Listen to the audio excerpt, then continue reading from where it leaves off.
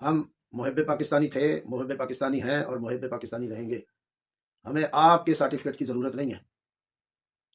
آپ نے یہ کارروائی کر کے اور شیعہ نے حیدر کرار کو یہ کہہ کے کہ آپ اگر زیادہ ہیں تو ایران چلے جائیں، آپ نے سب سے پہلے اپنے آپ کو متنازع بنایا اور پھر پاکستان کی آرمی کو متنازع بنایا۔ یہ پاکستان کی فوج ہے، اس میں شیعہ بھی ہیں اور دوسرے مذاہب کے لوگ بھی ہیں۔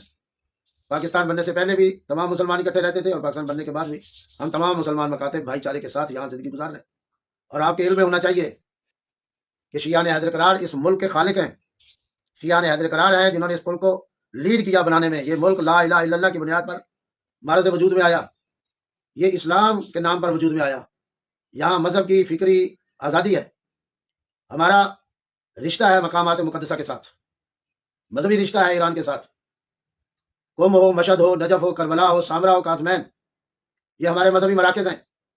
مکہ ہو، مدینہ ہو، جو ہمارے مذہبی مراکز ہیں۔ جتنی ہمیں مکہ اور مدینہ سے محبت ہے اتنی ہمیں مشہد اور قم اور نجف، کربلا اور سامرا، قازمین سے محبت ہے۔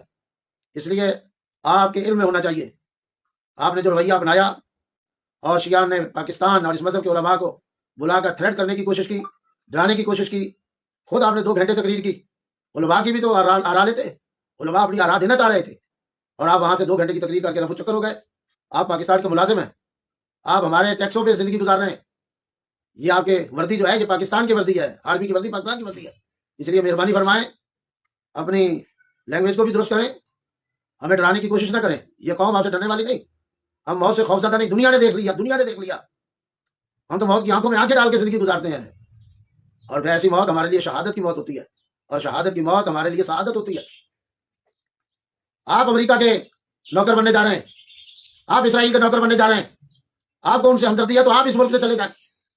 کس قسم کا قرآن آپ کے سینے میں ہے؟ کون سا کلمہ پڑھتے ہیں آپ ہمیں دھمکانا چاہ رہے ہیں، آپ شیعہ قوم کو دھمکانا چاہ رہے ہیں۔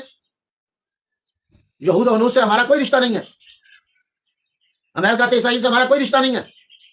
آپ مکہ کا تحفظ کریں، آپ مدینہ کا تحفظ کریں، وہ قرآنوں کے تحفظ کے لیے بات نہ کریں۔